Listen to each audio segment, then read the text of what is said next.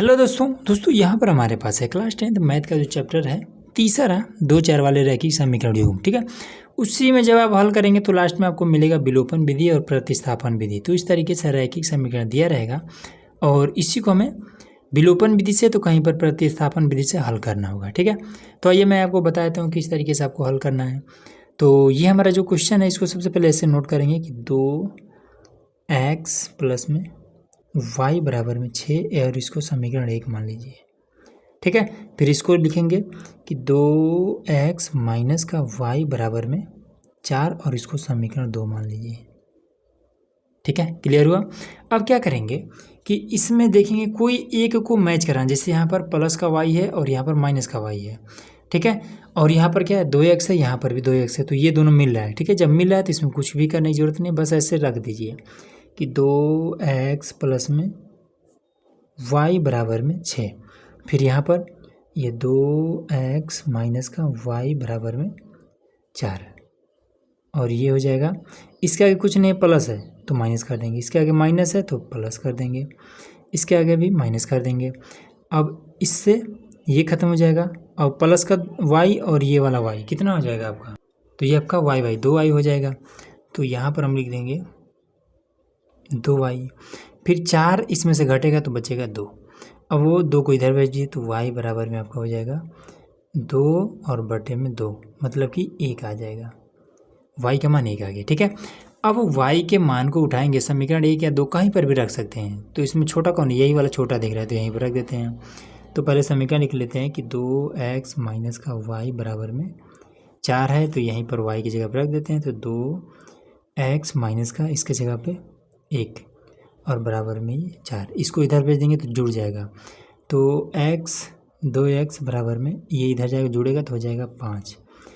तो x बराबर में 5 बटे में 2 और ये आपका सिंपल सा आंसर निकल गया। इसी तरीके से x और y का मान निकालना होता है। ठीक है ना, क्लियर हो गया इतना।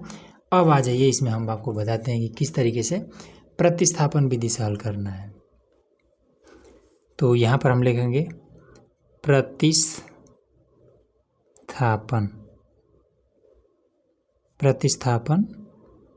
विधि। ठीक है, तो प्रतिस्थापन विधि में कैसे करेंगे, देखिए पहले इसको हम ऐसे लिखेंगे कि 7x माइनस का ये 15 y बराबर में 2 समीकरण 1। उसके बाद से ये वाला x माइनस का 2y बराबर में 3 समीकरण 2। ठीक है, अब इसमें क्या करेंगे कि जो छोटा है वहाँ से हम मान निकाल लेंगे। जैसे अब ये वाला छोटा लग रहा है, ठीक है, तो 2y को इधर भेज देते हैं। तो x बराबर में ये 3 और इधर भेजेंगे तो प्लस में 2y। ठीक है, अब यहाँ पर x का वैल्यू निकल चुका है। ठीक, अब x का मान समीकरण 2 से निकला है तो 1 में रख देंगे। तो लिखेंगे कि x का मान, अब देखिए यहाँ पर हमने लिख दिया है कि x का मान समीकरण 1 में रखने पर 2 से हमने निकाला है x का मान, तो इसको हम समीकरण 1 में रख देते हैं। तो यहाँ पर रख देंगे कि 7 और x के जगह पे ये 3 प्लस में 2y और माइनस का ये 15y बराबर में 2, इसका गुणा इसमें तो 7 त्रिक है 21, तो यहाँ पर हो जाएगा 21 प्लस में 7 दूनी 14, तो यहाँ पर हो जाएगा 14y माइनस का ये 15y बराबर में 2। तो 14y में से 15y को घटाएंगे तो माइनस का ये हो जाएगा y। ठीक है, एक y तो एक लिखे ना लिखे कोई दिक्कत नहीं है। फिर यहाँ से ये 2 और इसको इधर बुला लाते हैं तो माइनस में हो जाएगा 21, तो ये हो जाएगा माइनस का y बराबर में 19 माइनस का ये 19, इससे ये ख़त्म, तो y बराबर में आपको हो जाएगा 19। ये निकल गया y का मान। ठीक है, अब इसमें क्या कर देंगे कि y को मान को उठाएंगे और यहाँ पर भी रख सकते हैं, यहाँ पर 3 जगह रख सकते हैं, तो ये यहीं पर रख देते हैं। तो ये हो जाएगा x बराबर में 3 प्लस में 2y, तो x बराबर में 3 प्लस में 2 गुणे 19, तो x बराबर में कितना हो जाएगा आपका 3 प्लस में 19 दूना 38, तो x बराबर में कितना हो जाएगा 40 41, बस यही आपका आंसर आ गया।